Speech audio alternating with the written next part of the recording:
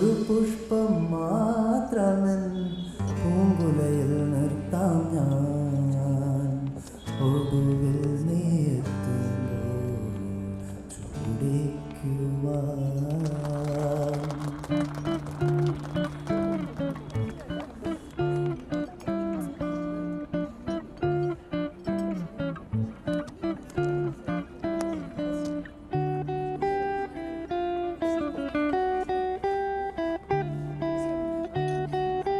Sir വന്നിട്ട് കുറെ നേരമായോ?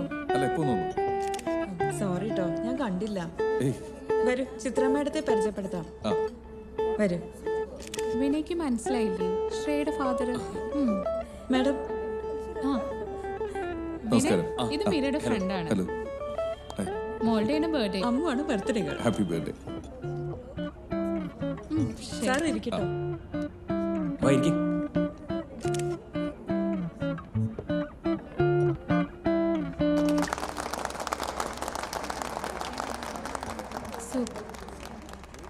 ഇനി ആരെ വിളിക്കാം?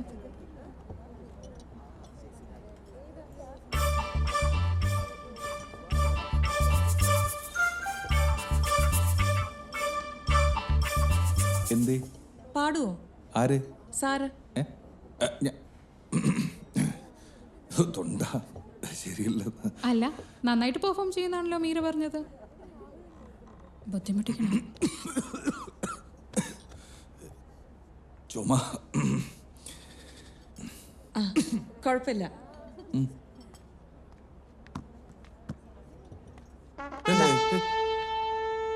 പ്ലീസ്, എനിക്ക് വേണ്ടി ഇത് വായിക്കണം. വയലിൻ. ഓക്കേ ഫ്രണ്ട്സ്, ഇന്നിവിടെ നമുക്കെല്ലാവർക്കും വേണ്ടി വയലിൻ സോളോ പെർഫോം ചെയ്യാൻ പോകുന്നത് ദേവഗിരി കോളേജിലെ പ്രൊഫസറും സരസ്വതി മ്യൂസിക്കിന്റെ ഉറ്റ ബന്ധുവുമായ നമ്മുടെ അനന്തകൃഷ്ണ സാറാണ്. നമുക്ക് എല്ലാവർക്കും അദ്ദേഹത്തെ കൈയടിച്ച് സ്വാഗതം ചെയ്യാം. We all have to welcome him. Sir, please.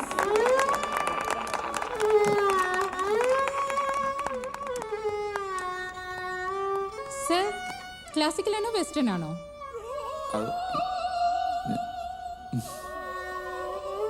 Come on, sir. Madam പറയൂ. Please play. Meera, please sir, എനിക്ക് വേണ്ടി. Hey, come on, sir.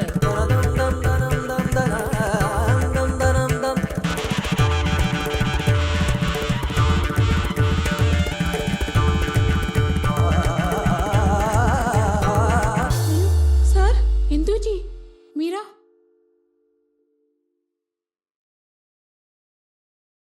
Sir,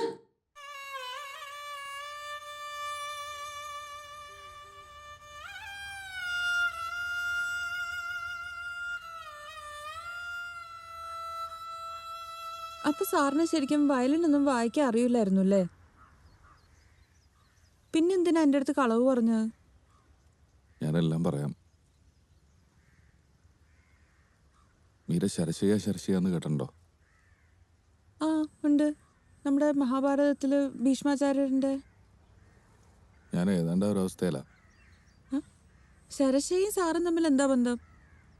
Shantanu മഹാരാജാവിന്റെ മകനാണല്ലോ ഭീഷ്മർ. അംബാലിക അവരെ തട്ടിക്കൊണ്ടുപോയത് എന്തിനാണെന്ന് എല്ലാവർക്കും അറിയാലോ. ഈ മഹാഭാരത യുദ്ധത്തിന്റെ ഇടയ്ക്ക് എനിക്ക് ഇയാളെ കല്യാണം കഴിക്കണം. I love you. അല്ല ഈ സത്യവതിക്ക് കൊടുത്ത ശബ്ദത്തിന്റെ പേരിലാണല്ലോ ഈ ഭീഷ്മര് മഹായുദ്ധം തുടങ്ങണത്. പിന്നെ ആ സീതല്ലേ സത്യവതിയുടെ പേരിലുള്ള അലിഗേഷൻസ് ആണ് സത്യം പറഞ്ഞാൽ കഴിഞ്ഞ ആക്ച്വലി അതിന്റെ ഈ ഒരു അർജുൻ. എനിക്ക് ഇയാളെ ഭയങ്കര ഇഷ്ടമാണ്. തനിക്ക് വേണ്ടിയിട്ടാണ് ഞാൻ ഇങ്ങനെയൊക്കെ ആയത്.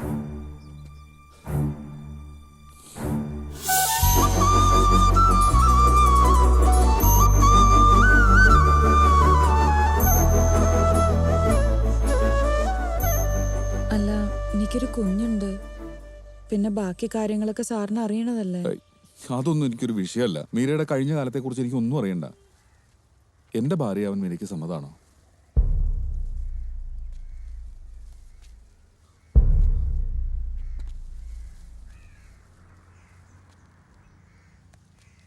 ഇനിയൊരു കല്യാണം വേണ്ടാന്ന് വെച്ചിരിക്കായിരുന്നു.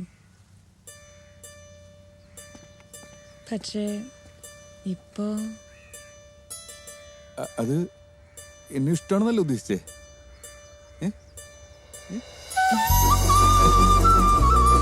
അത് മതി.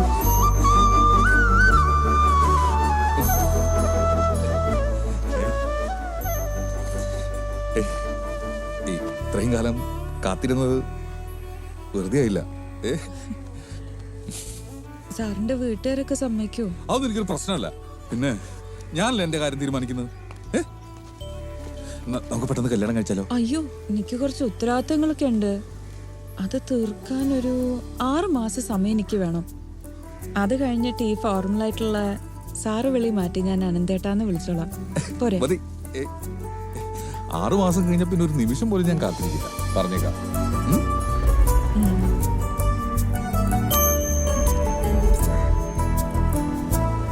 മഴ നല്ല ലക്ഷണം.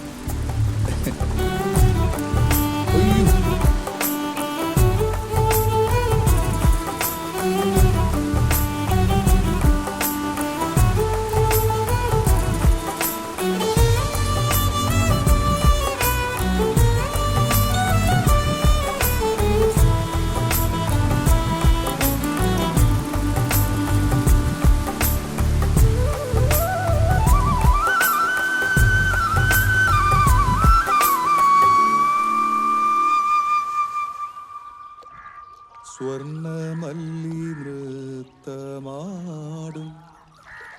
നാളെയുമീ പൂവനത്തിൽ തെന്നൽ കൈ ചേർത്തു വയ്ക്കും പൊൻപണം പോൽ നിൻ പ്രണയ. പശുവിന് പോലും സഹിച്ചില്ല. ആ നീ പോന്നു. ഞാൻ വന്നിട്ട് 10-32 കൊല്ലമായി. ഇതെന്താ പുതിയൊരു പരിപാടി? എന്റെ ആ കുട്ടിയുടെ പേരെന്താ? ഏത് കുട്ടിയുടെ? രാത്രി മുഴുവൻ ഉറക്കൊളിച്ചിരുന്ന ഒരു കൊച്ചിന് ഫോൺ ചെയ്യുന്നില്ലേ? ആ കുട്ടിയുടെ പേരെന്താ? എന്തേ? പറ. ശ്രുതി. ശ്രുതിയോ ജിതിയോ ഈ ഞായറാഴ്ച നിനക്ക് വേണ്ടി അവരുടെ വീട്ടിൽ പെണ്ണ് കാണാൻ വരുന്നുണ്ടെന്ന് പറഞ്ഞേക്ക്. സത്യം? ഇനി ഞാൻ കാരണം നിന്റെ ജീവിതം വഴിമുട്ടി എന്ന് പറയണ്ട. അതൊന്നും വേണ്ട. ചേട്ടൻ കെട്ടിയിട്ടേ ഞാൻ കെട്ടുന്നുള്ളൂ. അതാടാ ഞാൻ പറഞ്ഞത്. നീക്ക് എന്നെ കളിയാക്കാറില്ലേ?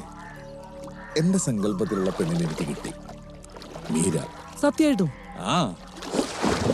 എന്തായാലും രണ്ടാൾക്കും ഇഷ്ടമായ സ്ഥിതിക്ക് ഇനി ഒന്നും ആലോചിക്കാനില്ല. ഞാൻ കുട്ടിയുടെ വകയിലൊരു അമ്മാവനാ. വേറെ ആരും ഇവർക്കൊരു സഹായത്തിനില്ലേ?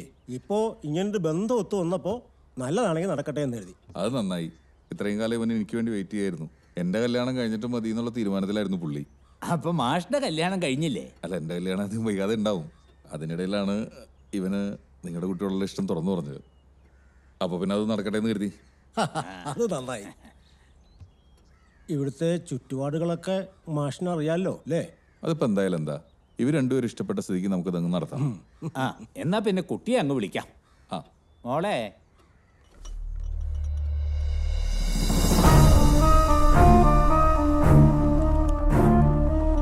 ഇതാ ഇപ്പൊ നന്നായി. കുട്ടിക്ക് പകരം അമ്മയാണോ ചായയുമായിട്ട് വരുന്നത്?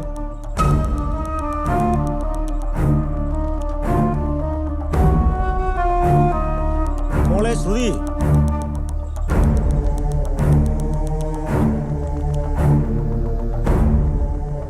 ജാതകദോഷം കാരണം മീരയുടെ കല്യാണം 18ാമത്തെ വയസ്സിൽ അങ്ങ് നടത്തി. അതുകൊണ്ട് ഇപ്പൊ എന്തായി? അമ്മയും മോളെയും കണ്ട അനിയത്തിയും ചേച്ചിയാണെന്നേ പറയൂ.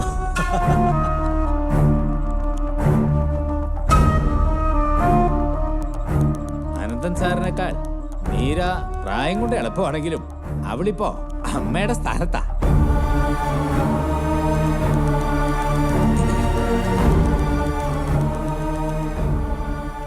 എനിക്ക് കുട്ടിയുടെ അമ്മയോടൊന്ന് സംസാരിക്കാൻ പറ്റുമോ? അതിനെന്താ, സംസാരിക്കാലോ.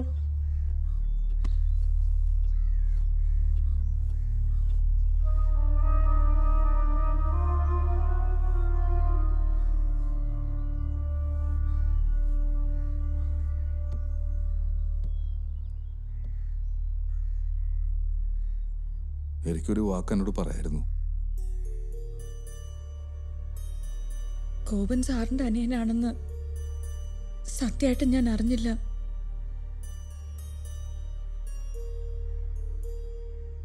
മീര കുഞ്ഞു കുഞ്ഞെന്ന് പറഞ്ഞുകൊണ്ടിരുന്നത് ഇത്രയും വലിയൊരു പെൺകുട്ടീനായിരുന്നു.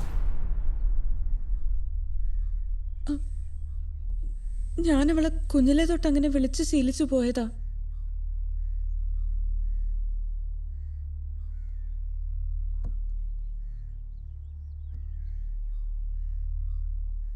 അവിടെ കല്യാണം ഉറപ്പിക്കാൻ പോവാ. നീ മീര തീരുമാനിക്കണം, നമ്മൾ ഒരുമിക്കണോ അവർ ഒരുമിക്കണോ എന്ന്.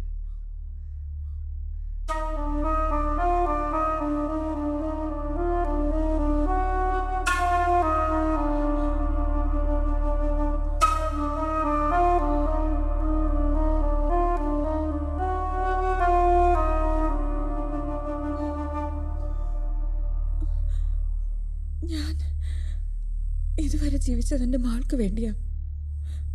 അവളെ വിഷമിപ്പിച്ചിട്ട് എനിക്ക് പറ്റില്ല.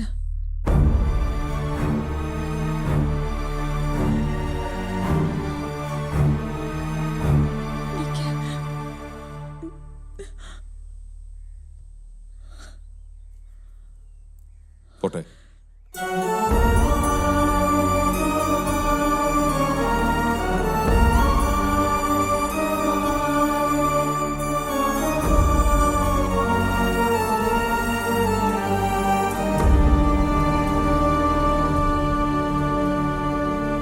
അപ്പോ ഒക്കെ പറഞ്ഞതുപോലെ ഓ, ആയിരിക്കാം. കാരണവന്മാരുമായിട്ടൊക്കെ ആലോചിച്ച് നമുക്ക് ചിങ്ങത്തി തന്നെ നടത്താം. ശരി, പോട്ടെ മോളെ, പോട്ടെ അമ്മേ.